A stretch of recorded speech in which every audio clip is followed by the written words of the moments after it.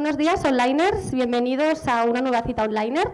Hoy tenemos con nosotros a Juan Carlos Miranda, que es enfermero de urgencias, y os explicará en la masterclass de hoy su experiencia en este sector y en cómo atiende emergencias en situaciones límite. Aportará casos reales y es por ello que esperamos que disfrutéis mucho, que toméis nota, porque seguro que os servirá para vuestro futuro laboral. Bienvenido, Juan Carlos, y disfrutad mucho.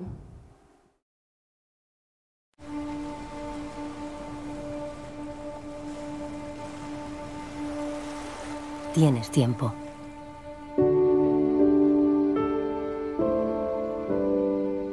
Aunque a veces pase demasiado rápido.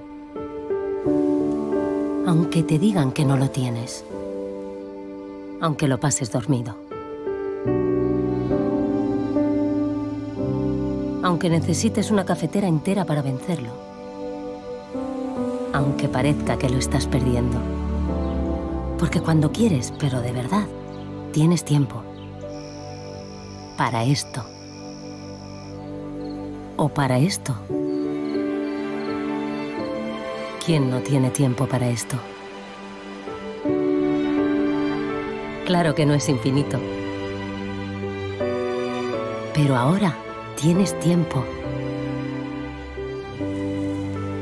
¿Qué quieres hacer con él? Ilerna Online, FP oficial a distancia. Tienes tiempo.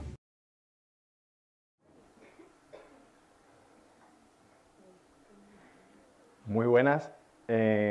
Empezamos, ¿vale? Muchas gracias, lo primero, por permitirme estar hoy aquí. Me alegra mucho ver tanta gente interesada en recibir esta masterclass. Muchas gracias al equipo y muchas gracias, Sandra, por la presentación. Como ella dice, soy Juan Carlos Miranda, soy enfermero de urgencia desde hace casi 13 años, ¿vale? Trabajo en un hospital en Marbella y me encanta la docencia y soy aficionado a las redes sociales, gracias a las que hoy estoy aquí con vosotros, ¿no? Hace unos años empecé con el blog Enfermero de Urgencia, fue evolucionando, fueron saliendo redes sociales nuevas, fui abriendo perfiles tanto, primero fue en Twitter, luego hice la fanpage en Facebook y luego Instagram, que hoy en día es donde más participo, porque lo que yo intento es hacer visible el trabajo de nuestro día a día como profesionales de la sanidad, ¿no? Y en concreto de la urgencia.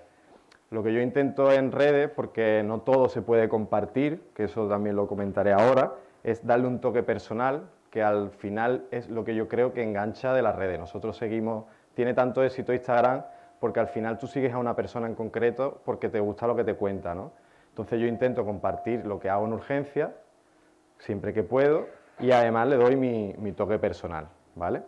Entonces, gracias a eso, pues he conseguido llegar aquí. Y ahí os dejo los perfiles por si no me seguís, queréis, aunque no me sigáis, pero queréis ver lo que comparto, ver lo que hago, pues os animo a que lo veáis. Voy a ir pasando, si puedo.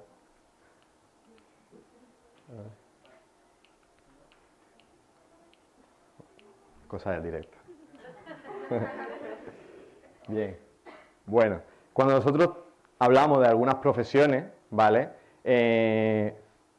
Cuando tenemos que pensar qué es lo que nos transmiten, pues algunas, como por ejemplo, si os digo bombero, pues lo más normal, se nos viene a la cabeza, pues, pensamiento de salvamento, rescate y al final ayuda, ¿no? Es decir, una profesión, a todo el mundo le gustaría ser bombero, o a todo el mundo, cuando piensa en un bombero, pues piensa en pensamientos positivos, ¿no? A todo el mundo ser bombero es una profesión que relaciona con algo bueno, ¿vale? Pero ¿qué pasa cuando pensamos en trabajar en un hospital? ¿Qué pasa cuando pensamos en urgencia? ¿No? Que sí, que también podéis decirme que pues tenemos también pensamientos de que ayudamos, de que hacemos un trabajo bonito, ¿no? Pero lo más normal, cuando hablamos de urgencia, esta es la entrada a la urgencia de mi hospital, ¿no? Es que imaginemos pues, personas enfermas, personas que van al hospital porque están mal. No podemos evitar pensar en noticias, son ejemplos, ¿no?, que comparto, de colapso, de mucha gente por los pasillos, de un sitio donde se producen agresiones, donde hay mucho estrés, ¿no? Donde falta personal, donde se ven en las noticias siempre pues que no hay médicos suficientes, no hay enfermeros, no hay técnicos en cuidado auxiliar de enfermería, que faltan medios, que falta espacio. Entonces al final podríamos decir, pues joder, trabajar en urgencia es como un pensamiento negativo, ¿no? Pero no, yo no estoy aquí para eso hoy, ¿no? Yo vengo a explicaros mucho más, ¿no? Yo vengo a explicaros cómo vivo yo la urgencia y cómo, aunque sí que hay estrés, aunque sí que se viven situaciones duras, pues cómo urgencia engancha, ¿no? Y cómo urgencia al final tiene una cosa que es muy adictiva, ¿de acuerdo? Como decían al principio, cuando queráis cortarme para preguntarme lo que sea, totalmente, me gusta interactuar, me gusta compartir dentro de lo que yo sepa y pueda con vosotros, ¿de acuerdo? Bien, como digo, cuando estáis formando, cuando estáis aquí en una escuela formando, en la universidad, vais a recibir muchísima teoría, muchísimos conocimientos, ¿vale? Pero luego tenéis que ponerlo a la práctica, ¿no? Y cuando tú llegas a urgencia, pues siempre pongo el mismo ejemplo, ¿no? Es como subirte a un tren en marcha a toda velocidad, porque todo lo que tú ves aquí, tema por tema, todo lo que tú haces en las prácticas, luego en urgencia va a 200 de velocidad, va todo muy rápido, ¿vale? Pero tranquilidad, ¿vale? Nadie llega a una urgencia sabiéndolo todo y aunque seamos unos máquinas en teoría, hayamos tenido experiencia en otros trabajos y estemos acostumbrados al estrés, cuando llegas a un sitio eres nuevo, ¿vale? Entonces requiere pues que nos lo tomemos con calma, que aprendamos cómo funciona una unidad, que aprendamos cómo trabajan los profesionales. Entonces nadie llega sabiendo y tenemos que adaptarnos. Y al principio, como ayer estaba hablando en Instagram con la gente, ¿no? Que suelo lanzar preguntas y eso, y me preguntaban que cómo podían aprender a desenvolverse en urgencia cuando lo único que hacían era intentar sobrevivir, ¿no? Es decir, porque cuando tú llegas, pues hay tantas cosas por hacer, hay tanta gente a la que atender, la gente te está a lo mejor presionando porque tarda mucho en que le haga la prueba, porque lleva mucho tiempo esperando, porque no lo ven, y al final, pues es como sobrevivir, ¿no? Pero hasta eso se aprende, ¿no? Luego, nunca dejas de formarte, lo siento. Si estáis aquí estudiando, pensando que cuando acabéis, que por fin acabéis los exámenes, que cuando ya solo vais a trabajar, estáis equivocados.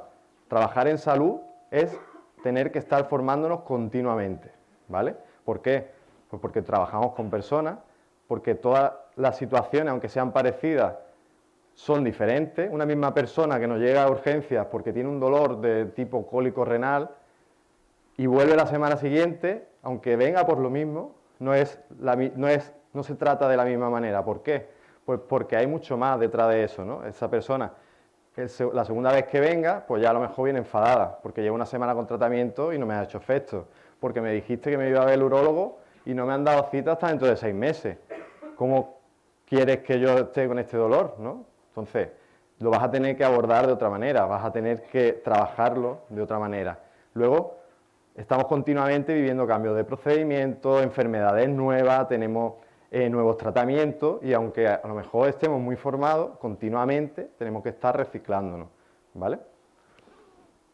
Y luego una cosa que yo siempre digo, que tenemos que llegar a pasar de ese cómo sobrevivir al día a día trabajando al disfrutar, ¿vale? Porque es verdad que aunque vivamos situaciones de mucho estrés, aunque vivamos cosas difíciles, porque tenemos que recordar que somos personas y ver sufrir a los demás no es fácil, ¿vale?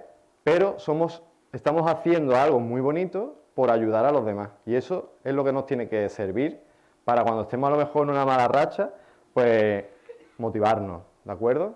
Y formar parte de un equipo, porque cuando trabajamos en urgencia somos todos un equipo, es algo muy motivador, ¿no? Cuando tú estás en una parada y estás viendo cómo trabaja el resto del equipo, al final llegas a disfrutar, porque es verdad que estás viviendo algo duro, pero luego dices, joder, es que me encanta ser parte y una pieza de este equipo, ¿vale? Así que cuando podáis, disfrutad de lo que hacéis. Como digo, vais a desempeñar muchas competencias profesionales en urgencia, como os digo, toda la teoría que se da a lo mejor en un curso, cuando vas a una residencia, pues te especifica en unas cuantas competencias. Cuando vas a quirófano, pues hace unas cuantas competencias de quirófano. Pero en urgencia, y como ahora os voy a mostrar, vamos viendo de todo. Allí se concentra todo y nunca sabes lo que te va a entrar por la puerta, ¿de acuerdo? Que es una de las cosas que a mí hacen que me gusten tanto urgencia. Así que es el mejor lugar, creo yo, por lo menos también yo que voy a decir, para desempeñar tu profesión. Bueno, no sé si casi todos los hospitales aquí en España suelen estar divididos de la misma manera. Yo voy a hacer un pequeño repaso, un recorrido por cómo es el trabajo en urgencia, porque mucha gente me escribe, es verdad que todo el mundo pensamos en urgencia, como al principio, ¿no? Pues hay mucha espera, todo el mundo hemos ido a urgencia. El año pasado el 80 y tantos % de la población de España fue a un servicio médico. Es decir, aunque sea por cosas leves, solemos ir mucho a los servicios de urgencias, ¿no?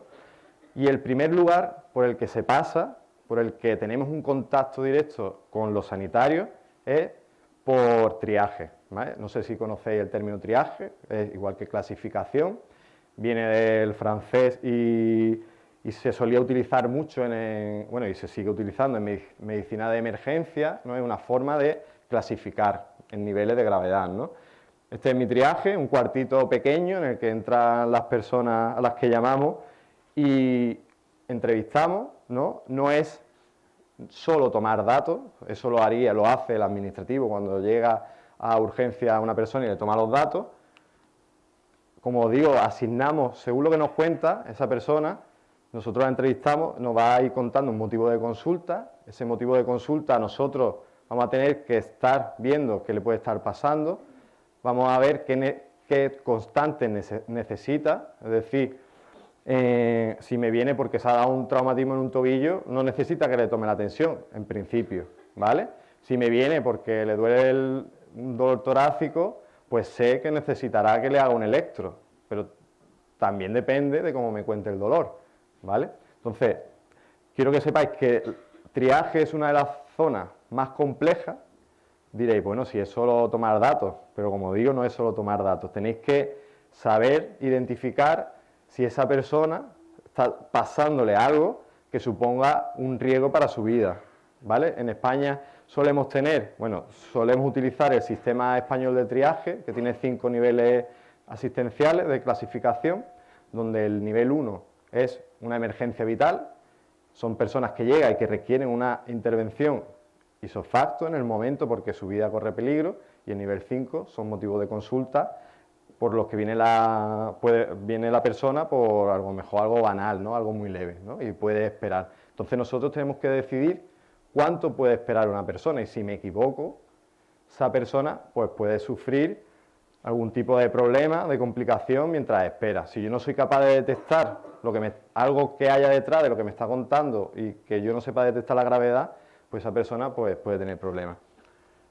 ¿Vale? Es muy importante el trabajo colaborativo aquí. En mi hospital, antes, el triaje lo realizábamos un enfermero y un técnico en cuidado auxiliar de enfermería, que estaba formado con nosotros, y conforme yo fuera preguntando, pues iba poniéndole el tensiómetro, iba rellenando los datos en el bote de orina para las pruebas diagnósticas, iba llevando al paciente a donde tuviera para ayudarlo a hacer el electro, ¿vale?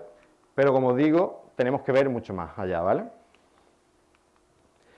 Bueno, y también tener en cuenta que trabajar en urgencia es mucho más, como digo, que tomar constante, es mucho más que realizar una higiene de un paciente, es cuidar, ¿vale?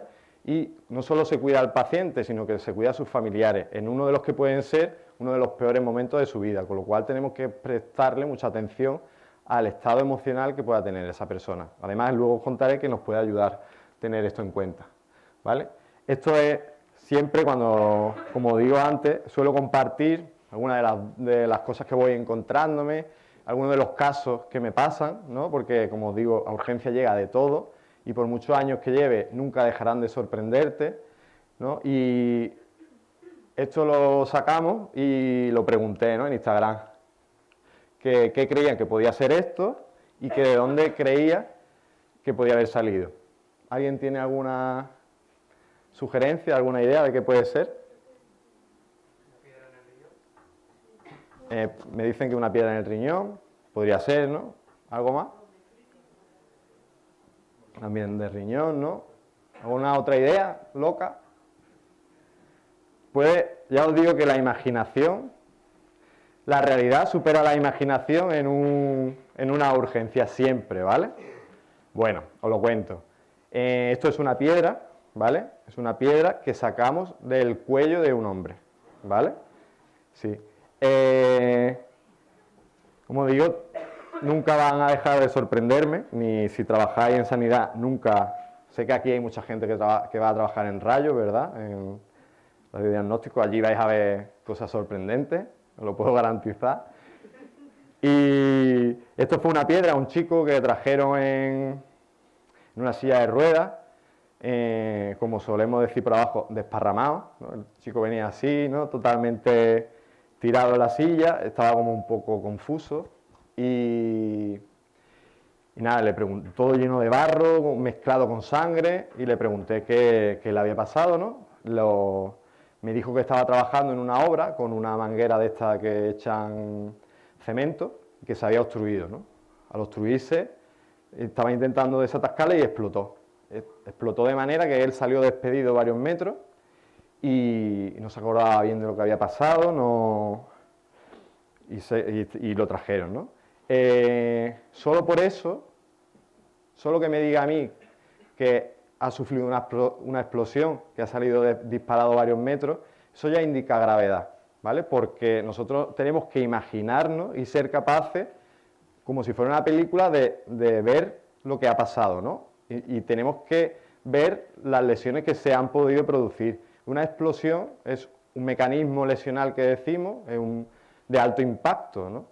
Es algo con mucha energía que ha hecho que yo salga despedido varios metros y que encima tenía metralla, porque esto es como si fueran metralla, como cuando hay una bomba y tiene restos, ¿no? Entonces, este chico tenía mucho barro y tal, yo le vi que tenía una herida en el cuello, lo pasé para seguir valorando una consulta preferente que tenemos allí para atenderlo, para ver porque la herida del cuello era minúscula, no se veía nada, era muy pequeña. Empecé a explorar y vi que dentro del cuello tenía un objeto extraño, ¿no? Pues ya, aunque estaba estable, de constante estaba bien, yo solo por lo que había pasado, más que tenía algo en el cuello enclavado, lo pasé a la sala de críticos, ahora la voy a explicar también, una sala de reanimación, por lo que podría pasar. Es decir, si yo tengo una herida en el cuello penetrante, ya sabéis que por ahí pasan vasos muy importantes que me pueden matar en cuestión de minutos, ¿no? Y nada, lo estuvimos explorando, se le cogió su vía, se monitorizó, veíamos que seguía estable y con ayuda vino un especialista y le sacamos eso del cuello. El chaval estaba bien, no había afectación de los vasos y sacamos esta piedrecita de su cuello, ¿vale? Que la piedra, vaya, que era grandecita, ¿vale? Y por eso os digo que siempre tenéis que ver más allá de lo que nos cuente y tenemos que imaginarnos lo que pasa. Luego, como digo, la sala de crítico es, para mí, la sala de las emociones, ¿no? Ahí vais a vivir las emociones más fuertes del trabajo en urgencias, ¿no? Es donde en algunos sitios se llama de vitales, de reanimación, ¿vale? Tienen en común que es la sala donde llegan las personas que están con un riesgo vital que compromete seriamente su vida, ¿de acuerdo? Os voy a poner este pequeño vídeo para que veáis cómo se trabaja allí, de los compañeros del Hospital de la Paz en Madrid. No importa, es un vídeo que grabó el Sindicato de Enfermería este año pasado, de los compañeros del Hospital de la Paz, y me gusta porque, vaya, ya intentaré pasároslo, porque se ve desde fuera que parece cómo van a estar coordinados, ¿no? Trabajando en una parada, como si ahí se ve mucha gente haciendo muchas cosas, ¿no? Entonces, dura nada, 1 minuto y poco, y se ve eso, unos compañeros de emergencia extrahospitalaria, como pasa normalmente, que nos traen un paciente crítico, llega directamente a la sala de crítico, en este caso no pasa por triaje, porque su situación vital lo impide que perdamos el tiempo, tenemos que actuar ya. Es una persona joven y se ve cómo se realiza la maniobra de RCP, cómo todo el mundo está coordinado, cómo se le da su descarga eléctrica para revertir el problema que está teniendo. Y es interesante por eso, ¿no? Porque dentro de todo ese alboroto de gente, pues hay un orden, ¿de acuerdo? Como digo, trabajar en crítico necesita la máxima coordinación. Aquí no puede entrar cualquiera, ¿no? Es decir, normalmente es personal que está entrenado, que tiene una formación previa y que lleva tiempo trabajando en la unidad, porque no solo, como decía al principio, no es solo que yo esté muy formado, es que yo sepa dónde están las cosas, es que yo sepa cómo trabajan los profesionales y es mucho más que tener conocimientos, ¿no? Es importante en esta sala que conozcamos el material, porque hay muchos motivos que pueden hacer que yo sufra una parada cardíaca o que yo sufra una situación de desestabilización que ponga en peligro mi vida, ¿no? Entonces, allí tenemos como un recopilatorio de todo el material que necesito, desde si llego con un accidente de tráfico y llevo el fémur abierto hasta arriba. Estos casos que os voy a poner así, que os voy contando, no es que me lo invente, son que lo he vivido, ¿vale? Pero eso, que yo llegue de un accidente de tráfico con mi fémur fuera por el impacto que he recibido, que esté chocado porque tenga una hemorragia por ese accidente, o que venga, por ejemplo, como en mi primera parada, que fue una hemorragia digestiva masiva. Era un paciente de unos 60 años que tenía un problema hepático. Los problemas hepáticos, una de las complicaciones que producen son varices esofágicas, ¿no? Varices como las que conocemos todos de nuestras piernas, pero en el esófago, ¿no? Tienen mucho riesgo de sangrado y la gente se muere de eso, ¿no? Este hombre venía porque había empezado a vomitar sangre y era literalmente una fuente, ¿vale? Entonces él sufrió una parada cardíaca, estábamos en la sala de críticos, yo estaba reanimándolo y aunque te pongas guantes, aunque vayas con tu pijama, aunque te pongas tu mascarilla, tu gafas en determinadas situaciones, te pringas entero, ¿no? Yo estaba haciendo masaje y era una fuente literal, ¿no? Y te vas manchando y era una situación bastante impactante, ¿no? Como digo, aquí vamos a vivir muchas cosas buenas y malas. Esta situación podéis ver que es muy mala, ¿no? Pero yo recuerdo aquel día mucho porque mientras yo hacía las maniobras de RCP, mientras yo estaba haciendo las compresiones torácicas, ese corazón empezó de nuevo a latir. No solo porque yo le hiciera el masaje, ¿no? Sino porque el equipo estaba dándolo todo. Estaba poniéndole sangre, poniéndole suero, estábamos monitorizándolo, estábamos poniéndole medicación, pero justo cuando estaba yo dándole las compresiones torácicas, pues noté debajo de mis manos como ese corazón volvía a la vida, ¿no? Y os puedo decir que todavía a día de hoy, y eso hace ya muchos años, se me ponen los vellos de punta, ¿no? Porque allí se viven emociones muy duras, pero también muy bonitas, ¿no? Esa persona al final, pues después a las horas falleció porque no se podía hacer nada, porque estaba muy grave, pero se viven muchas cosas importantes allí, ¿no? Así que, como digo, es muy importante que conozcáis el material, que conozcamos su ubicación. Nosotros revisamos críticos y en casi todos los sitios hacen igual al entrar en cada turno, porque yo no puedo después, cuando venga un crítico, ponerme a buscar las cosas. Yo tengo que saber dónde está todo, tengo que saber que está todo en perfecto estado y tiene que haber de todo la cantidad que debe de haber, ¿vale? Entonces, es importante eso y luego tengo que saber utilizarlo. Es decir, no sirve de nada de que yo sepa dónde está todo el material si luego yo no sé utilizar un pleurevac o no sé utilizar los diferentes materiales que tenemos en la sala de críticos, ¿vale? Y esto, aquí, por ejemplo, los técnicos en cuidado auxiliar de enfermería son fundamentales porque ellos conocen, igual que yo, dónde está el material, muchas veces mejor que nosotros, saben cómo se utiliza, porque yo muchas veces lo pido, pero el que me lo da, el que me lo prepara, es el técnico en cuidado auxiliar de enfermería, ¿vale? Y luego que tengáis claro eso, que en una sala de crítico todos tenemos que estar formados porque a veces faltan manos.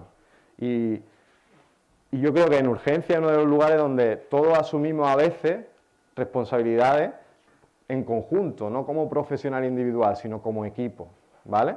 Entonces, hay veces que todos vamos a hacer RCP, porque una RCP de largo tiempo, porque una RCP te funde, cansa mucho, entonces el auxiliar va a hacer RCP, enfermería, médicos, celadores, todos hacemos RCP, ¿vale? Estamos allí controlando, haciendo una rueda de RCP, uno controla la medicación, el otro controla la vía aérea y el otro controla el masaje, y vamos rotando. En ese vídeo se veía bien que estaba haciendo el RCP el enfermero, estaba haciendo el RCP el médico y que iban, pero ya os digo que en mi urgencia también hace RCP el auxiliar de enfermería, ¿de acuerdo?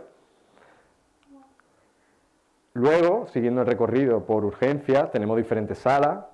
Las observaciones son una de las salas donde más trabajo se genera. Depende del hospital, pues tiene diferentes tipos de observación.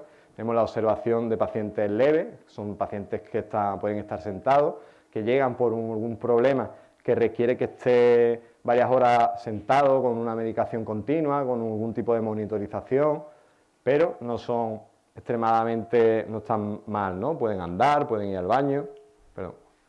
Y luego está la observación de camas de pacientes que son más graves, que su problema actual hace que requieran que estén en una cama, y aquí sí que es importante el trabajo de todos, ¿vale? Porque por un momento estos pacientes pues dejan de ser independientes, pasan a depender directamente de nosotros como profesionales, ¿vale?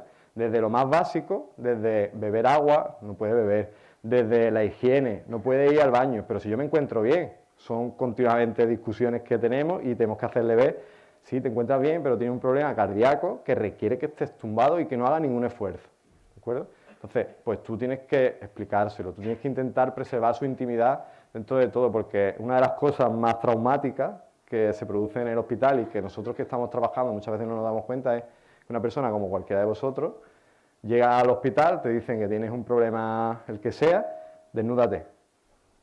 ¿Cómo? Yo no te conozco de nada y ya me estás pidiendo que me desnude. Pues sí, te desnudas, te dicen que no puedes ir al baño, te dicen que tienes que estar al lado de 15 pacientes más haciendo tus necesidades, un poco estresante, ¿no? Entonces tenemos que tener en cuenta eso, ¿no? Y luego tenemos que tener la capacidad de actuar, porque los que estamos, aunque en todas las series de televisión, en Netflix, cuando vemos The Good Doctor y tal, vemos que solo entran los médicos en la consulta, a ver a los pacientes, y que están y que le cogen la mano. Es verdad que nuestros compañeros los médicos hacen una tarea increíble, pero hoy por hoy, el que pasa más tiempo con los pacientes somos los profesionales de enfermería. Y no, cuando hablo de enfermería no me refiero a enfermeras solo, sino técnicos en cuidado auxiliar de enfermería y enfermeras, ¿vale? Estamos con el paciente dándole de comer, estamos con el paciente contándonos su historia, estamos con el paciente traduciéndole lo que le ha dicho el médico porque no lo ha entendido, y estamos con el paciente cara a cara, ¿no? Entonces, somos los que más estamos implicados con ellos y además somos los que vamos a detectar, por eso está en observación, si deja de orinar, si ese paciente no está comiendo o estoy viendo que le está bajando la tensión, a lo mejor tiene la frecuencia más alta y ha dejado de orinar, y a lo mejor ese paciente de golpe pues se para. Soy yo el que tengo que estar viendo venir a ese paciente, ¿vale? Entonces tú pues le das la información al médico, oye, este paciente está dejando de hacer pipí, oye, este paciente no me gusta cómo se está poniendo. El que lo detecta somos nosotros, ¿de acuerdo? Y somos los primeros en actuar si ese paciente degenera y al final se entra en parada, ¿no? Estamos allí a pie de cama, activamos el circuito de emergencia, lo pasamos a crítico, pero muchas veces vamos a crítico montado en la cama haciendo RCP, como se ve en las películas, pasa, ¿vale? Así que tenéis que tener en cuenta eso, de que son personas que dejan su independencia y pasan a depender directamente de nosotros. Y esto es un trabajo muy importante, ¿vale? Y además tenemos que hacerlo en conjunto, tenemos que trabajar técnico en cuidado auxiliar de enfermería con enfermeras, con otros compañeros celadores, con médicos, todo en conjunto, ¿de acuerdo? Lo guay que tiene urgencia es una de las cosas que más me gusta, pues todos tenemos preferencias. A mí trabajar en observación mucho tiempo, pues me cansa, ¿vale? Me gusta la actividad, me gusta crítico, me gusta a veces pasar del trabajo emocional un poco a algo más técnico, y urgencia te lo ofrece todo, ¿vale? De haber estado un día en crítico, pues puedo pasar a que el día siguiente me toque estar en la sala de cura. En cura, mi hospital tiene 3 salas de cura, una de curas limpias, que sería esta, que es como un mini quirófano, ¿vale? Una sala en la que realizamos curas lo más asépticas posible, se realizan suturas, se realizan cura de quemaduras, que son heridas con mucho riesgo de infección y que requieren que lo hagamos lo más estéril posible.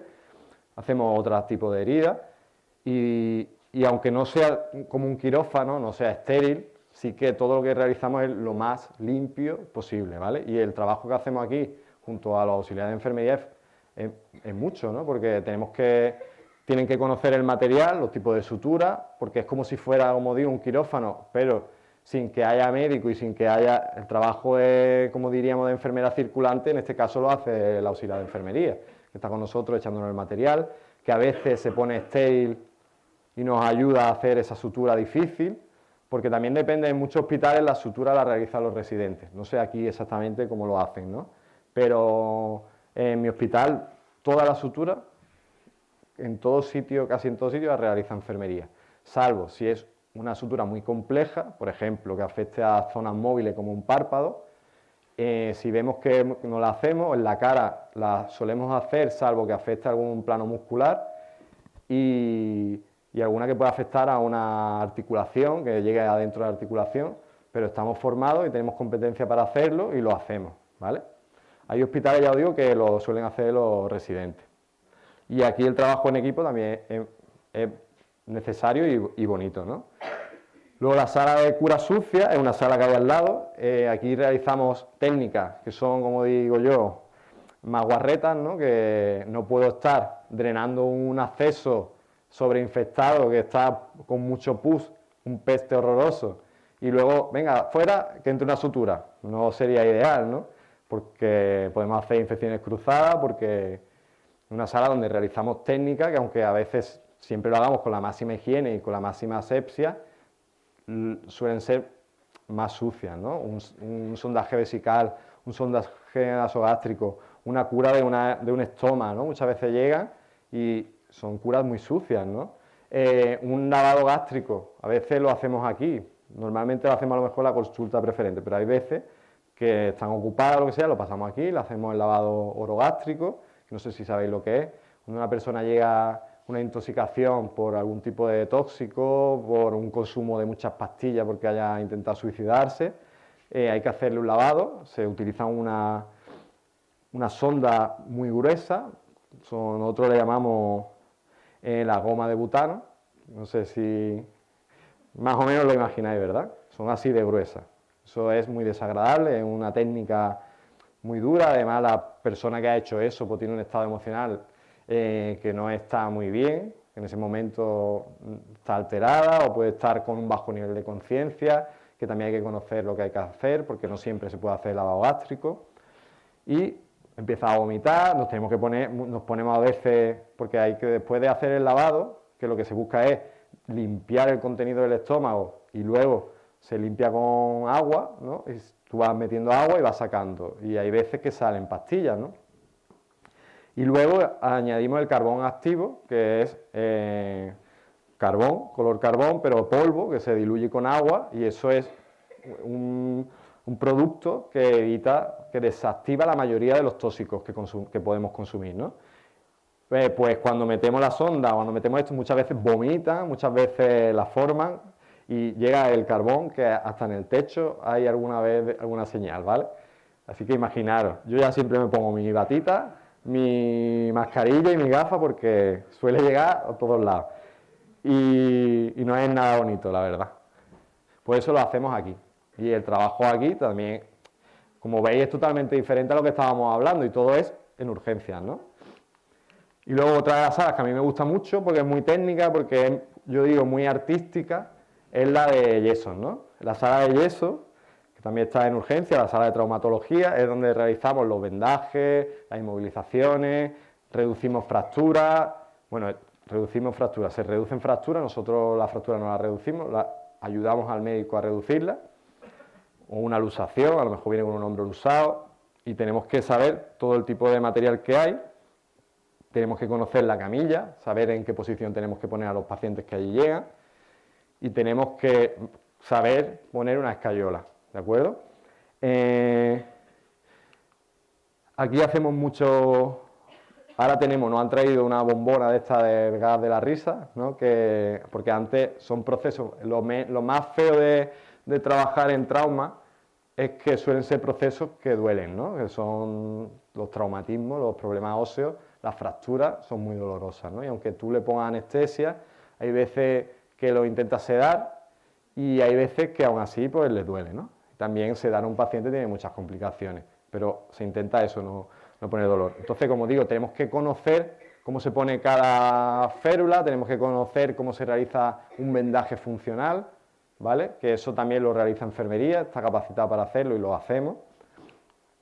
Y aunque no hagamos, como digo, las reducciones, tenemos que conocerlas, porque nuestro trabajo es adelantarnos a las cosas. Y a mí, yo sé que tiene una fractura de muñeca, pues sé que hay que tirar, que hay que reducirla, que el médico la va a reducir y yo tengo que estar con el material preparado para hacerlo, ¿no? Esto es en un curso que di hace unos años en el Colegio de Enfermería de Cádiz, y sobre vendaje y movilizaciones, y explicaba cómo se hace. No sé si habéis roto alguna muñeca o habéis roto alguna muñeca algunos de aquí. ¿Sí? Pero bien rota de tiraros, pues eso, casi sabes que es un mal rato, ¿verdad? Porque hay que anudar los dedos, hacernos un nudito y tirar, ¿vale? Y alinear la fractura. Entonces, no es agradable ni para el que lo hace, ni para el que lo está sufriendo, sobre todo. Y ahora nos han traído una bombona de óxido nitroso, que el gas de la risa, que es verdad que ayudan un poco, sigue doliendo, pero por lo menos no te acuerdas, ¿no? Así que, como digo, es muy importante eso, que sepamos conocer el material, el tipo de material que tenemos y cómo se hace, ¿no? Otra de las salas que para mí es en la que más se trabaja es la de enfermería, la sala de técnica, la sala de policlínica, le dicen de muchas formas, ¿no? ¿Por qué? Porque, menos mal, ¿no? El 80% más o menos, la gran parte de la gente que lleva urgencia, pues no están muy graves, ¿no? Entonces, cuando yo le hago el triaje, pues van a ser la gran mayoría niveles 3, 4 y 5, que pueden esperar a que lo vea un médico en la consulta, ¿vale? Pues toda esa gente, la mayoría, pasa por aquí, la ve el médico y le dice, bueno, tiene dolor, pues un inyectable, sala de enfermería. Llevo unos días mal, te voy a pedir una analítica, sala de enfermería. Pero lo veo mal, le cojan una vía y le pongan medicación, sala de enfermería. Que hay que prepararlo para subir a planta porque se ingresa, sala de enfermería. Y casi todo el trabajo pasa por aquí. Y aquí, imaginaros, mi hospital no es que sea un hospital muy grande, ¿no? Porque es un hospital comarcal, pero para ser comarcal sí que es bastante grande, ¿no? Nosotros tenemos unas 350 urgencias al día, que llegan por urgencia, porque abarcamos una población muy, muy grande y hasta el próximo hospital, los hospitales de Málaga, están a unos 50 minutos o así. Entonces, abarcamos, si conocéis aquella zona, desde casi la costa de Gibraltar, desde Estepona, pasado Estepona, Manila, hasta casi Torremolinos, ¿no? Y ahí, sobre todo en verano, pues hay muchísima gente, ¿no? Y toda esa gente pues viene a nuestro hospital. Y el personal es el que es, vaya.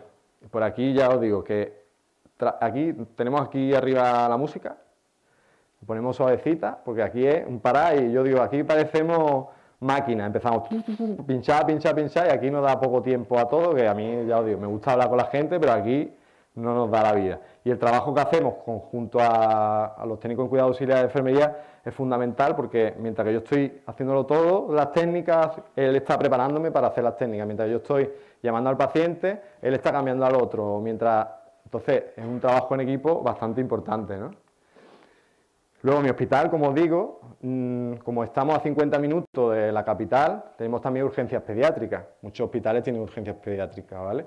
Y vienen muchos niños, y esta sala para mí también es muy importante y el trabajo que realizan los auxiliares de enfermería es fundamental, porque aunque haya enfermeros asignados a urgencias pediátricas, es compartido con triaje, ¿no? Allí se lleva mucho eso, ¿no? Porque también es verdad que si yo soy enfermero de crítico, no puedo estar allí, porque hay veces que a lo mejor vienen 10 críticos en una mañana, pero hay veces que no. Entonces vamos compartiendo tareas y si no estoy en crítico, pues estoy en triaje o estoy en las consultas urgentes, ¿no? Pues aquí pasa eso, ¿no? Hay una enfermera destinada a este puesto, pero que cuando no hay que hacer nada, está en la sala, está en otro lugar, ¿no? Y aquí sí que está nuestro auxiliar. Como digo, esta sala es importante porque atendemos a los niños son niños, ¿no? Y cada vez pues, se intenta buscar unidades de urgencia más amigables, ¿no? Más cercanas a los niños. Seguro que habéis visto fotos o habéis visto vuestra urgencia, también lo estarán haciendo, que ponen vinilos decorativos para que el niño crea porque está en otro sitio, ¿no? Ponen juguetes, Y se está trabajando mucho en eso, ¿no? Porque al final, y el que está con ellos, observándolo, el que está ayudando a explorarlo en la consulta con el médico, es el auxiliar, ¿no? Y hace una tarea muy importante en ese paso del niño, intentando que sea lo menos traumático posible por urgencia, ¿vale? Yo todavía también tenemos los pijamas, ¿no? El que está allí pues tiene su pijamita de colores, y a mí me hace mucha gracia a mi super compañero, es que lo tenía que citar, lo siento, Adrián, que es de los que le gusta el heavy metal, que va de negro, ¿vale? Que hasta hace poco iba con unas barbas así, con una melena, con su pijama de muñequito. Es que Adrián eres un máquina. y eso, ¿no? Tenemos que cuidar también a los niños, ¿vale? Y luego la sala de espera, diréis, la sala de espera, ¿qué vamos a hacer nosotros en la sala de espera, ¿no? Pues para mí es, como diría, la parte fundamental para que unas urgencias vayan bien, ¿vale? ¿Por qué? Porque, como digo, la mayoría de la gente que llega a urgencias va a estar aquí acompañada de su familia, ¿vale? Va a estar aquí esperando a que lo llamen. Y cuando yo doy un nivel 3 en triaje, es porque creo que esa persona no está para estar en una consulta preferente, pero tiene un nivel de prioridad para que la vean en menos de 45 minutos, más o menos, ¿no? Pero la realidad es otra, la realidad es que hay mucha gente, la realidad es que a lo mejor falta personal, o la realidad es que a veces hay muchos críticos y entonces el personal que está atendiendo las consultas pues se demora, y en vez de verme en 45 minutos me está viendo en 1 hora y media, ¿vale? Pues ¿qué pasa? Pues que me puedo poner peor y puedo evolucionar mal, o me puedo enfadar porque estoy esperando mucho tiempo, o mi familiar me está viendo que estoy mal y se puede enfadar también, ¿vale? O simplemente soy un abuelito de 80 años, ahora ya no te llamo por megafonía porque hay que preservar la intimidad y no dar los datos personales por megafonía, todas estas leyes que tenemos, ¿no? Que está bien, ¿no? Pero hay personas que tienen limitaciones y que no ve bien la pantalla de que me está saliendo un código CR4 que soy yo. Ah, vale. Pues tiene que haber alguien allí, una figura sanitaria que lo ayude, ¿no? Y aquí no se ve, pero aquí tenemos un mostrador con un auxiliar de enfermería con su ordenador para decirte dónde tienes que ir, controlando que todo vaya bien y con una tarea fundamental, detectar si alguien aquí se pone mal. Que luego salen en las noticias, se ha muerto un paciente en la sala de espera que llevaba 12 horas y nadie lo había visto. Eso no puede pasar, ¿vale? Y eso no pasa si hay personal allí de referencia y de ayuda con ellos, ¿vale? Para todo esto que os estoy dando, que veréis que es muy variado, pues es imprescindible la formación, ¿vale? Es imprescindible que ahora que estáis aquí os forméis bien, tenéis un pedazo de escuela que estoy viendo aquí, que me ha quedado sorprendido de los pedazos de equipo que tenéis, y para formaros bien, ¿vale? No solo tenéis que formaros en habilidades técnicas, tenéis que saber RCP, porque yo sé que todos no sois de técnico en cuidado auxiliar de enfermería, que hay de todo, pero todos sois personal sanitario, ¿vale? Todos vais a trabajar con personas que en vuestra intervención, en vuestro día a día, van a sufrir complicaciones. Van a, por ejemplo, los que sois de bucodental, pues muchas veces cuando estéis en la consulta, cuando estéis trabajando con un paciente, puede ser que sufra un síncope, que sufra una pérdida de conocimiento, porque sea aprensivo simplemente y se le baje la tensión, pero puede hacer una reacción alérgica a cualquiera de los productos que esté utilizando, y haga un shock anafiláctico, y haga una parada cardíaca. Todos, y además somos personas que vamos por la calle y vemos a personas que le pasan cosas. Entonces, todos tenemos la suerte aquí de formarnos, nos están dando una formación que salva vidas, ¿vale?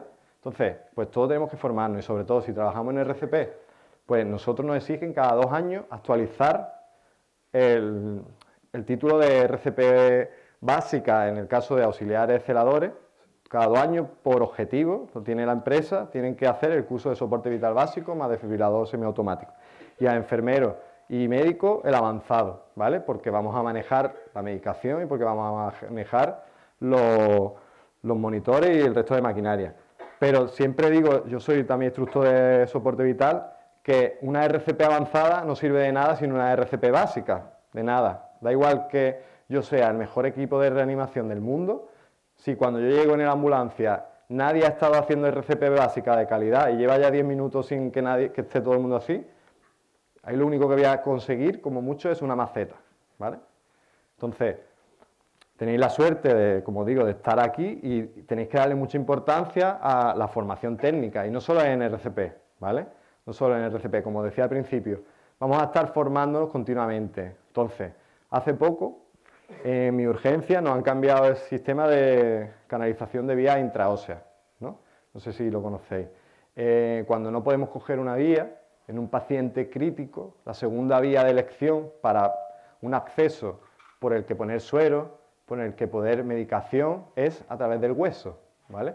Tenemos unos sistemas que antiguamente era un punzón, que todavía lo tenemos, vaya, que tú pinchas en determinadas zonas óseas, atraviesas, llegas a la parte blanda del hueso, que está muy irrigada, tanto que si se aspira se ve cómo sale hasta sangre, y por ahí empezamos a meter suero, solo se utiliza en situaciones de emergencia vital, ¿vale?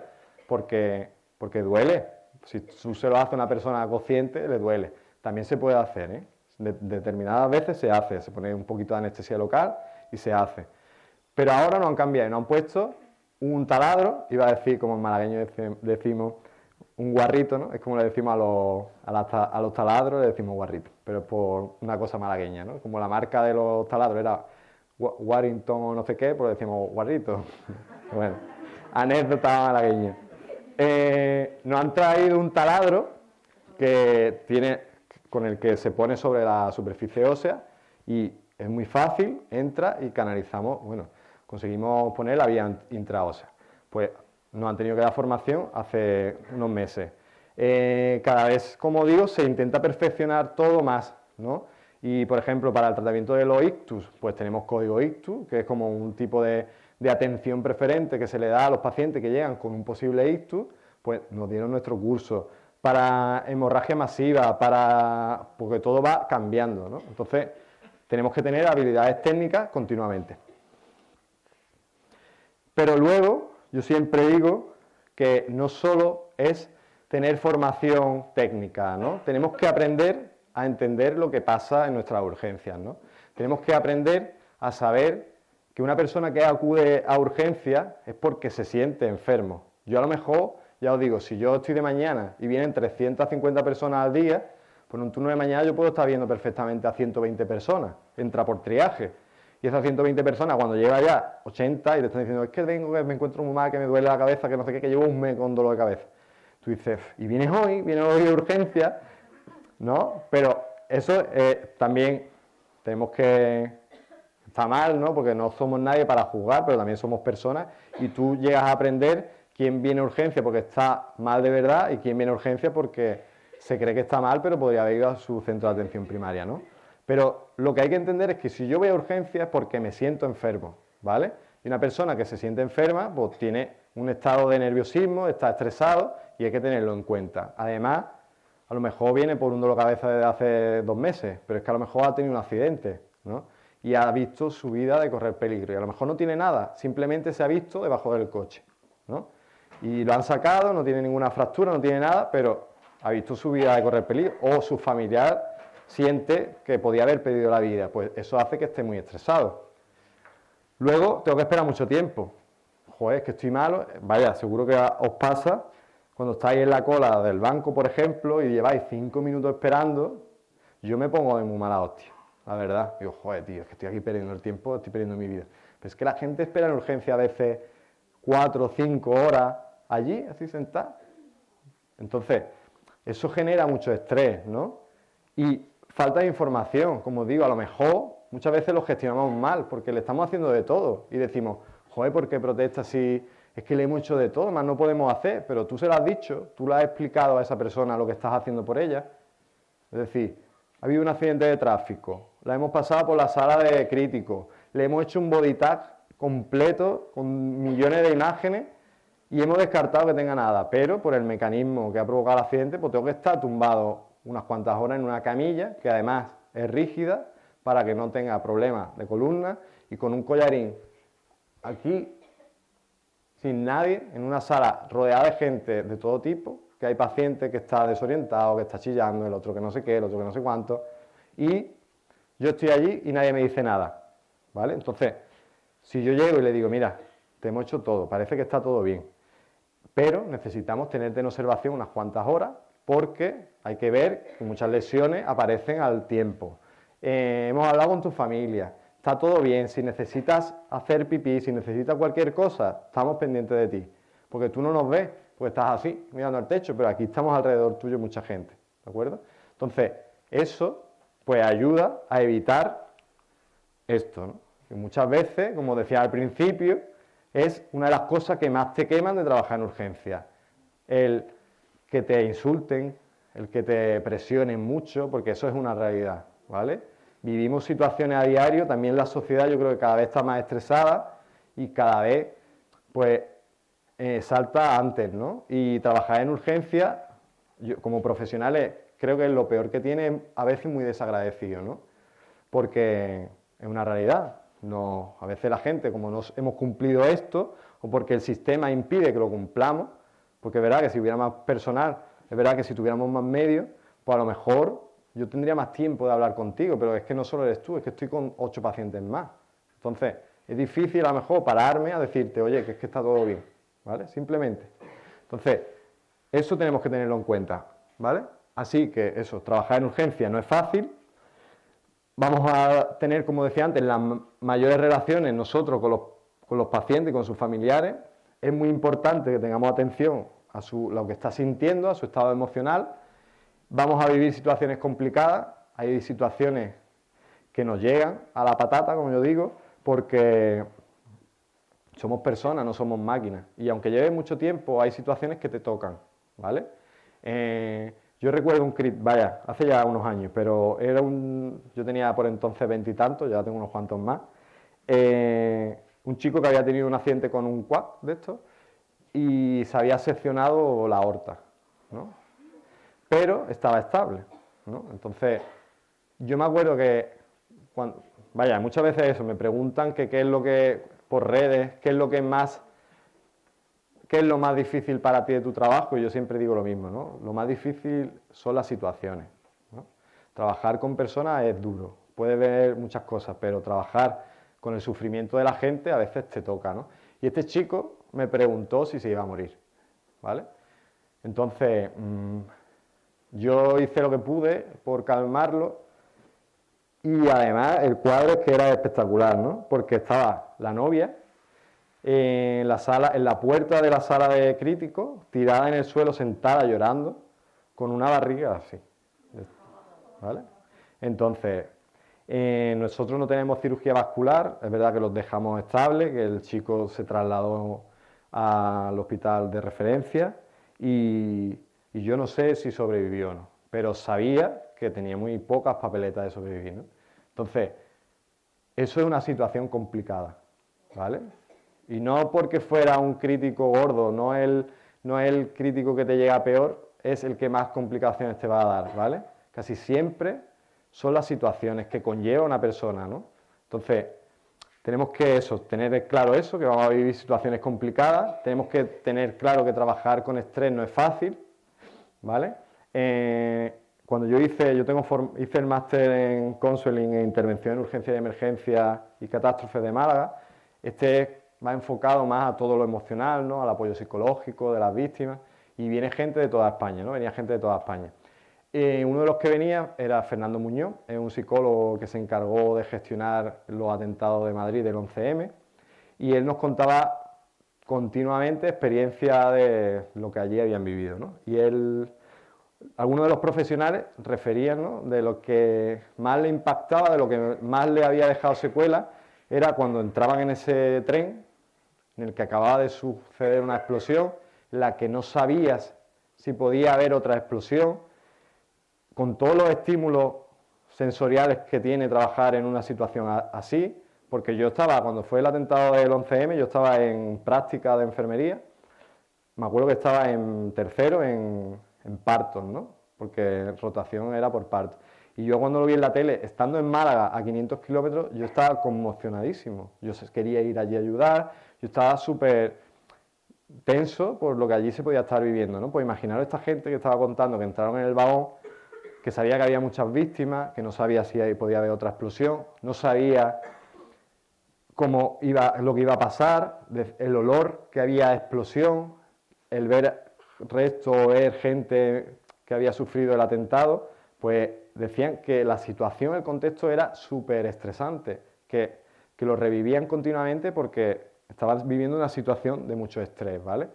Gracias a Dios no vivimos continuamente atentados de este tipo, pero sí que vivimos situaciones muy estresantes a diario, ¿vale? A mí hace poco casi me pegan. Un chico vino muy alterado, lo atendí muy rápido porque se había dado un traumatismo costal y estaba con mucho dolor. El simple hecho de tener mucho dolor es un motivo de atención preferente, ¿no? Yo lo atendí, súper rápido. Lo pasé, le cogí la vía, hablé con el médico, se le puso medicación fortísima, fentanilo, que es un derivado de la morfina, 10 veces más fuerte. Pero estaba muy alterado, empezó a insultar, y de todas las veces que me han insultado, porque trabajar en urgencia tiene eso, muchas veces te insultan, fue la vez que yo lo vi más cerca, ¿no? Que yo vi que este me pegaba, yo dije, este me pega. Y al final tienes que entrenar eso también. Yo en ningún momento, mentira, no me alteré, es falso, ¿no? Que a ti te estén diciendo perro en la cara y deseándole lo peor para toda tu familia, te afecta, ¿no? Pero es verdad que otras veces lo he llevado peor, ¿no? Me contuve, le hablé súper despacio, le dije que estábamos haciendo todo lo que podíamos por ayudarlo, y yo viendo que eso iba hacia arriba, hice así, y me quité de en medio, ¿no? Pero más vale huir que te la den, ¿no? Entonces, al final tuve que llamar a la policía, porque es verdad que somos profesionales, estamos trabajando por ayudar a los demás, y nadie tiene que faltarnos el respeto y nadie tiene que insultarnos, ¿vale? Así que, aunque me insulten, yo llamo a la policía. Vino la policía, lo calmó un poco, tal, me dijo si quería denunciar, al final no denuncié, ¿no? Porque no llegó a agredirme físicamente, sí que lo hizo emocionalmente, pero es una situación de estrés, es difícil, ¿vale? Entonces, eso, que trabajar en urgencia no es fácil, y a mí, como me decía un profesor, da igual lo bueno que seas en técnica, da igual que seas el mejor cogiendo vía, da igual que seas el mejor haciendo sutura, da igual que seas el mejor técnicamente en tu trabajo. Al final al que buscan es al que conecta con las personas, ¿vale?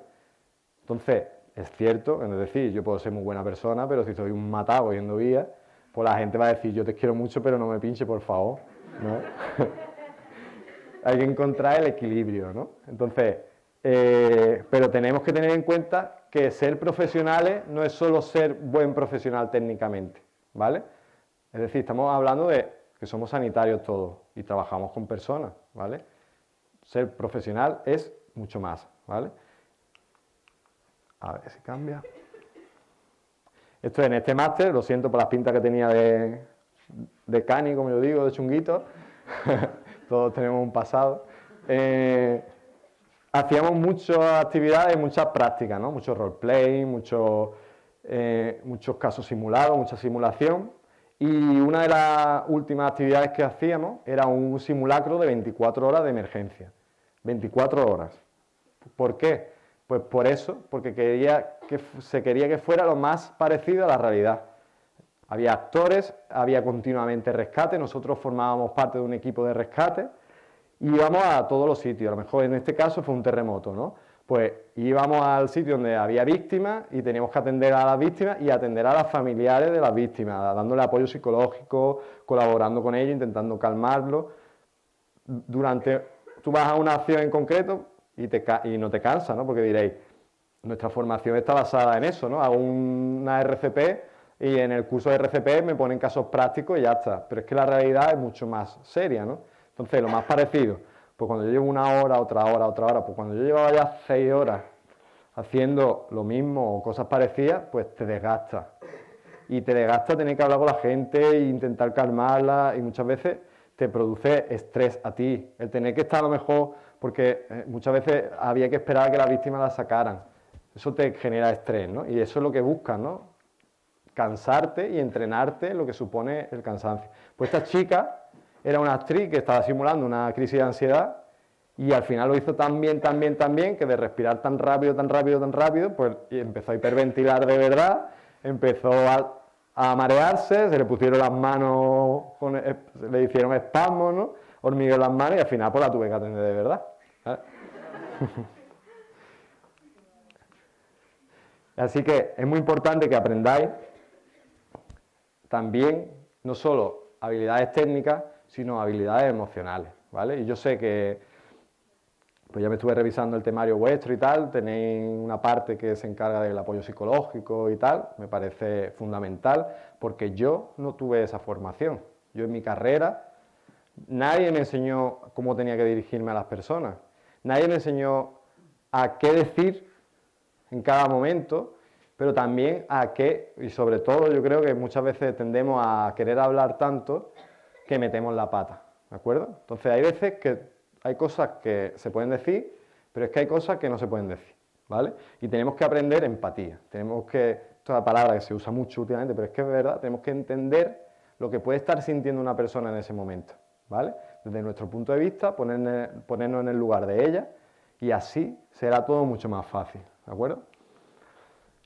Pongo esta foto de un accidente, vaya, no es real, bueno, es un accidente de estos, son imágenes libres que puedes coger por ahí, pero para hacer referencia a una situación que me pasó, como digo, yo en mi carrera no tenía formación en primer auxilio psicológico, en habilidades de comunicación, yo estaba en tercero, en urgencia, por mi rotación en urgencia, y había habido un accidente de tráfico, un choque frontal, el chico se había quedado dormido, había volcado, estuvo inconsciente, pero llegó allí a urgencias y ya estaba estable, tenía policontusiones, muchas heriditas, pero nada grave, ¿no?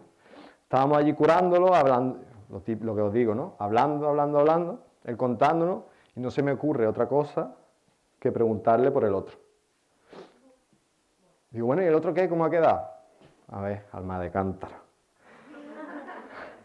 Acaba de tener un accidente, se ha quedado dormido, ha volcado. Cuando ha recuperado el conocimiento, había allí la policía, la ambulancia, un montón de personal, cristales, boca abajo, lo han sacado, lo han montado a la camilla y se lo han llevado al hospital.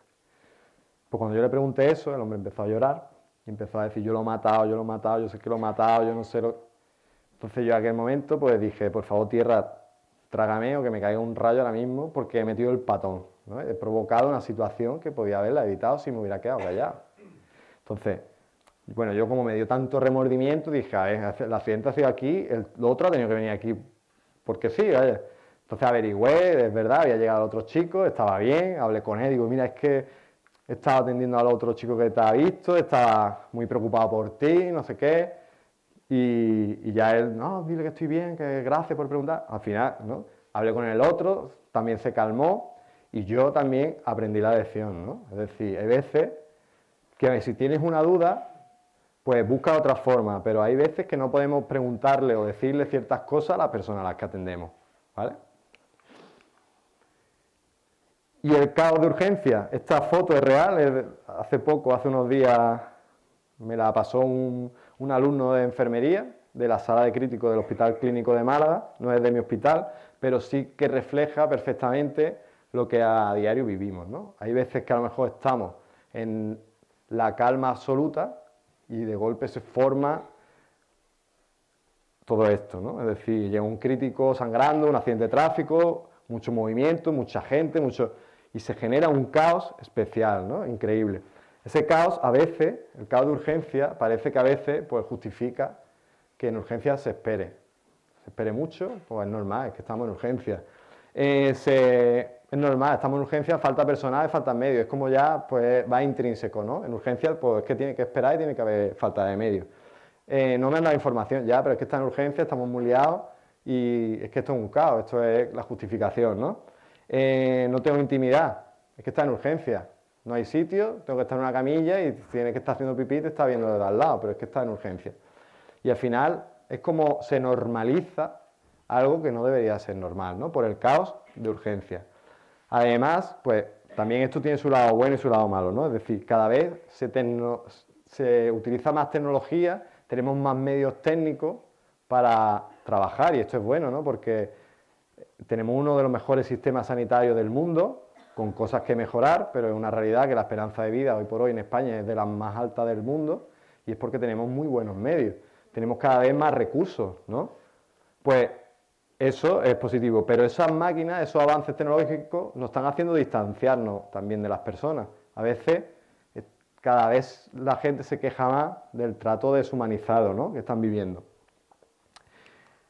Y a mí, cuando ya llevas mucho tiempo trabajando en urgencia, vaya, cuando llevas un tiempo y ya has superado ese miedo a sobrevivir, cuando ya sabes que es verdad que trabajar en urgencia pues es ir en un tren a toda velocidad, pues ya empiezan a plantearte dudas, ¿no?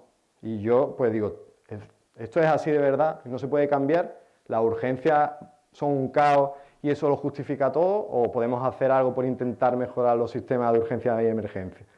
Pues yo estoy convencido de que sí, se puede mejorar, no depende de nosotros solos. Es verdad que siempre podemos echarle la culpa al sistema, ¿no?, porque es verdad que faltan profesionales, es verdad que faltan medios, pero también hay cosas que dependen de nosotros. Y que yo dé una mala contestación depende de mí, porque yo puedo estar enfadado porque es que llevo aquí muchas horas, porque hay mucha gente y porque faltan 2 enfermeros más de los que somos.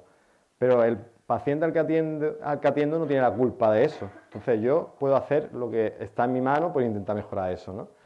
Así que empecé a investigar, empecé a ver si había otra gente, a ver si había otro movimiento, y no sé si conocéis, descubrí Proyecto UCI. Proyecto UCI es un movimiento que busca la humanización de los cuidados intensivos, ¿vale? Están haciendo mucho por cambiar lo que hasta ahora entendemos como una UCI normal, se apuestan por la UCI de puertas abiertas, en la que los pacientes que están allí solos pues puedan recibir visitas, puedan estar acompañados, están moviendo que salgan a veces, aunque sea con todo el material, a dar un paseo por el hospital, a que no estén encerrados entre esas 4 paredes, ¿no? Y a mí me causó me prendó, ¿no? Fui allí, hicieron una jornada en Granada al lado mía, yo no pude ir completo, pero sí que trabajé de noche, hice lo que pude y me llegué a verlo en primera persona, quería ver lo que contaban en la jornada, ¿no? Y allí coincidí con gente que también quería o creía que la urgencia también podían cambiar, ¿no? Y unos meses después creamos Proyecto Urge, yo soy miembro de Proyecto Urge, que busca la humanización de los cuidados, la humanización de la urgencia y emergencia, ¿vale?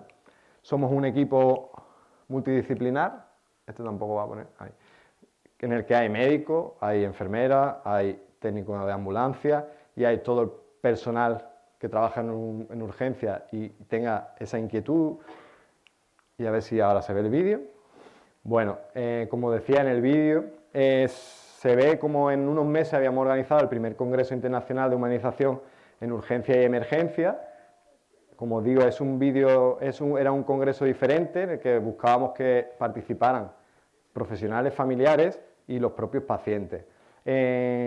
Dimos a conocer porque hoy en día se están haciendo muchas cosas por humanizar los cuidados, por humanizar la atención, ¿vale?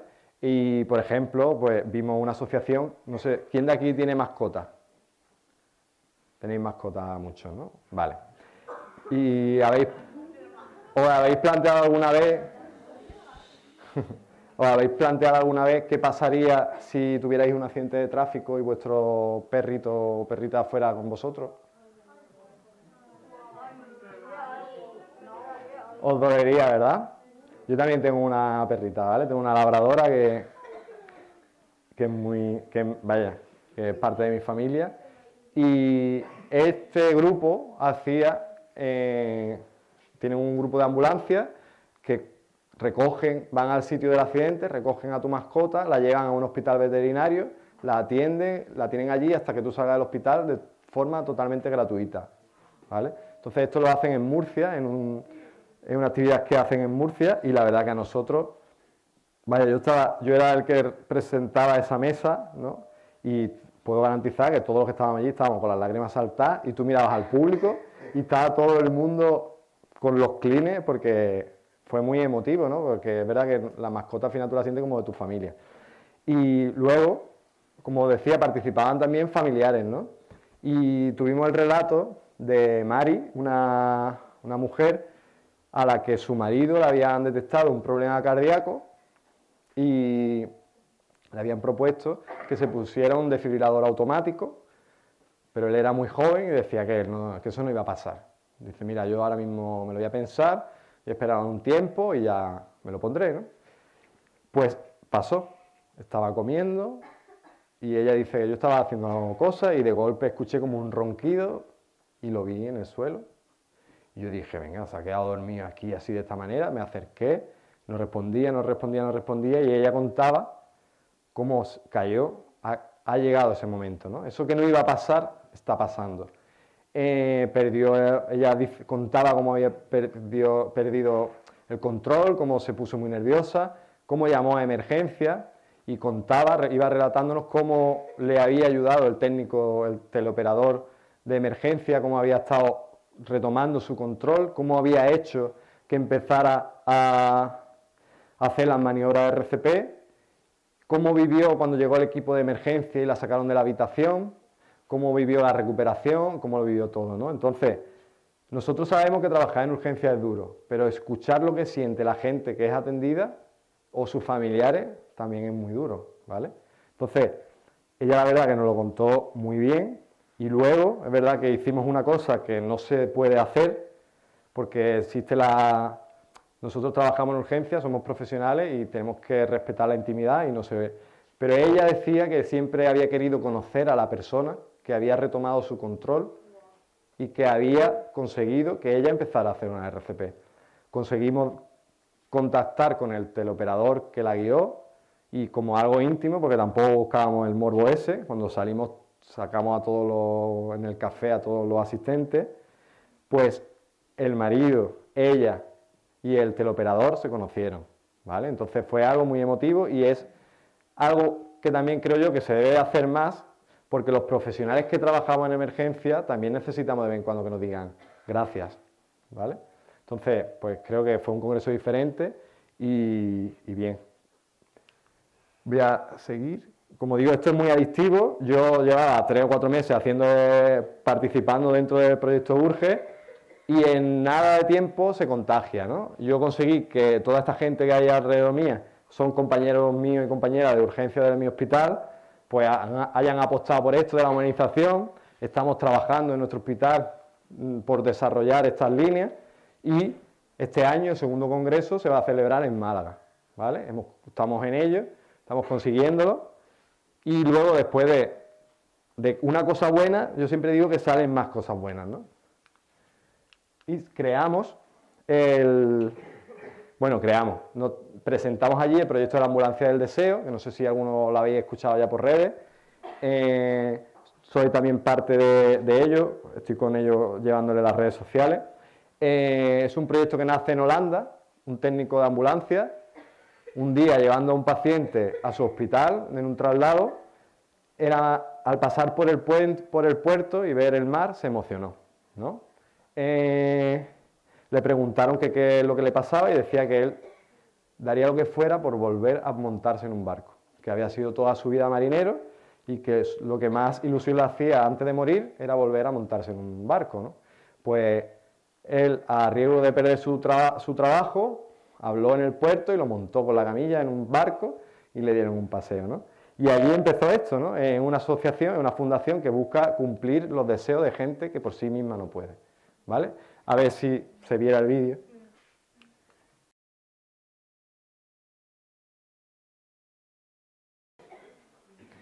Bueno, como a los que hayan visto el vídeo desde su casa, habéis visto que la Fundación Ambulancia del Deseo busca eso, ¿no? Cumplir el deseo de gente que por su enfermedad, por su grado de dependencia o por su problema físico no pueda hacerlo por sí misma, ¿no? Lo que os contaba, que hemos conseguido empezar a hacer deseos en España, realmente ha empezado en Murcia. Uno de los deseos que se ven en el vídeo es el de Zoila, una chica de Barcelona que estaba en Madrid ingresada por una enfermedad terminal, joven, tenía 30 y tantos años, que quería ver por última vez a su madre, ¿no? Su madre también era una enferma dependiente que no podía trasladarse a Madrid a verla. Entonces ya nos llegó el deseo, quería ver si podíamos cumplirlo, se habló con sus oncólogos, con sus médicos, porque como digo, esto tiene un riesgo, ¿no? Trasladar a una persona con ese estado de salud es muy delicado, ¿no? Por supuesto, tienes que tener seguros, tienes que firmar consentimiento de que asume ese riesgo y fue súper bonito conseguir que esa hija y esa madre volvieran a verse, ¿no? Después hemos hecho otras cosas más sencillas, ¿no? Como una mujer que llevaba muchos años ingresada y que quería ver, quería ver el mar. Llevaba viviendo a 30 kilómetros del mar toda su vida y no lo había visto, pues lo llevamos. Hace poco hemos estado en Asturias igual, hemos conseguido que un hombre pues volviera a su pueblo de la infancia, ¿no? Y nos están llegando cada vez más deseos por cumplir, ¿no? Y porque al final yo creo que, además, también lo digo, es totalmente gratuito, simplemente tienes un deseo, hacemos todo lo que podamos por intentar. Es verdad que esta fundación vive de donaciones, estamos buscando nuestra ambulancia propia, estamos contando con la ayuda de otras asociaciones que nos están cediendo su ambulancia, y entonces al final es algo muy bonito, porque intentar cumplir los deseos de alguien que no puede, yo creo que tiene que ser algo que se haga, ¿no? Y al final, espérate, que he vuelto para atrás. Yo siempre digo que si estás aquí, hoy aquí escuchándome, es porque tenéis algún sueño, ¿no? Si estás aquí es porque tienes un sueño. Y si me deja. Y si tienes un sueño, no puedes dejar que nada, ni nadie, ni siquiera tú mismo en tus días malos, te impidan cumplirlo. ¿De acuerdo? Así que muchas gracias por haberme permitido estar hoy aquí con vosotros. Ya por vuestro sueño. Gracias.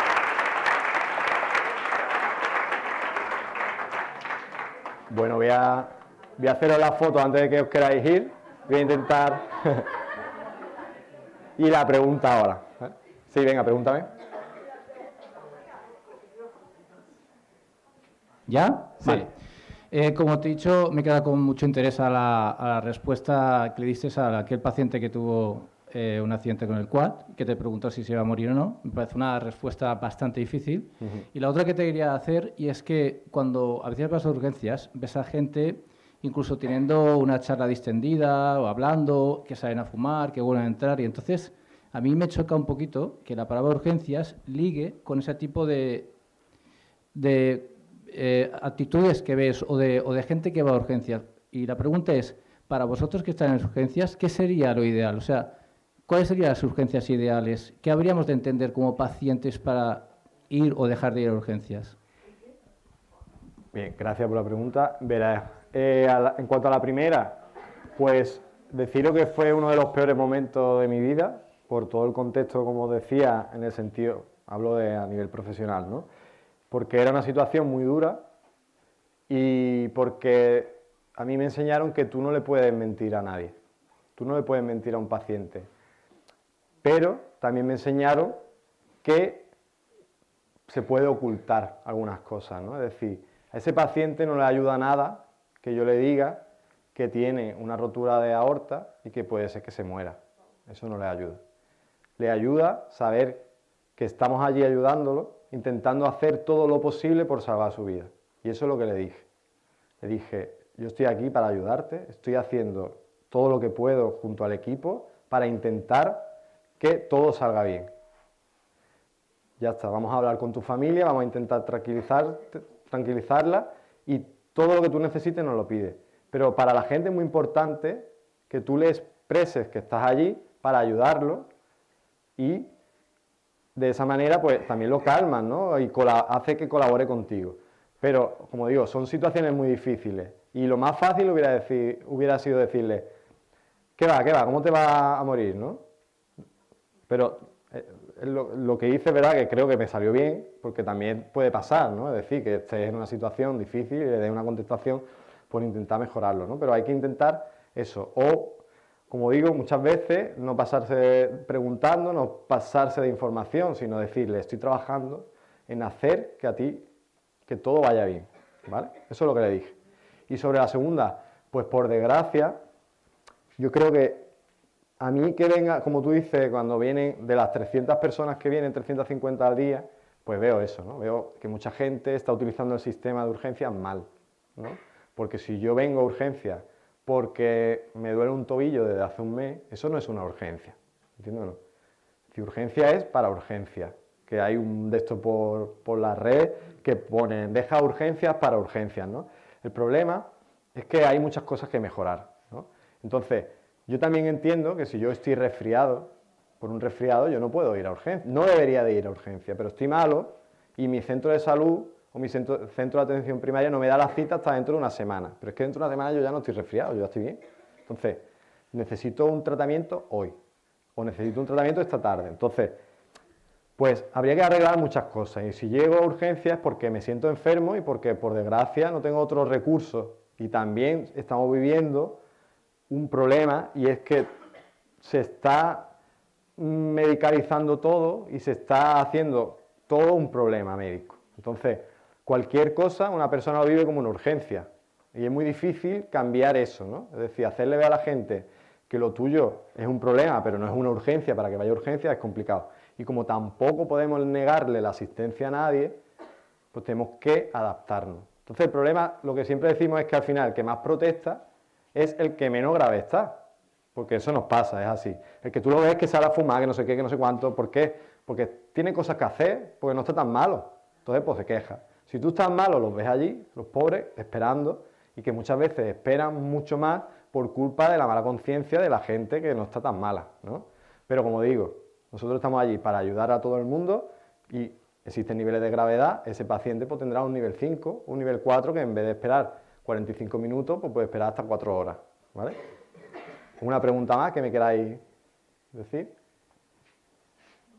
Venga, muchos vais a trabajar, yo sé que muchos queréis ser enfermeros, enfermeras, que muchos vais a trabajar en rayos, que muchos vais a ser compañeros y compañeras mías de urgencia, ¿no tenéis duda? ¿Os gusta la urgencia? Hoy no he convencido. Bueno, voy a hacer un selfie así, ¿vale? A ver si salimos todos.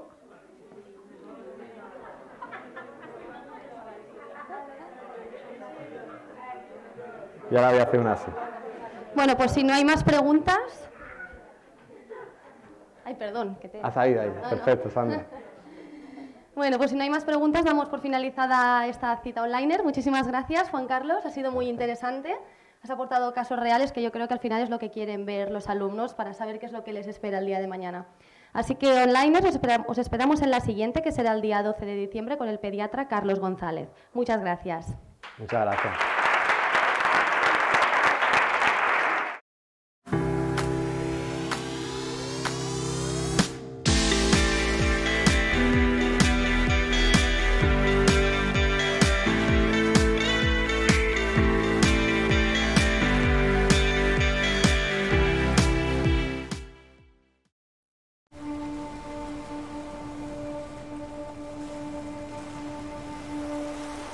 Tienes tiempo.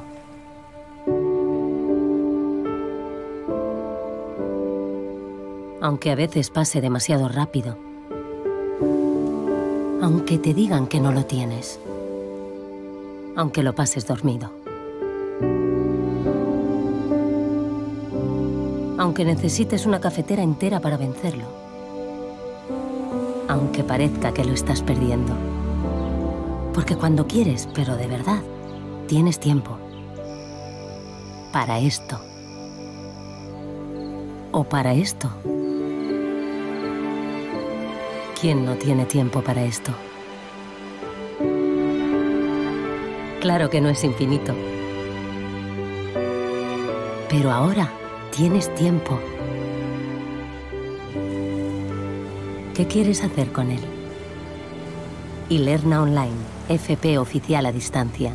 Tienes tiempo.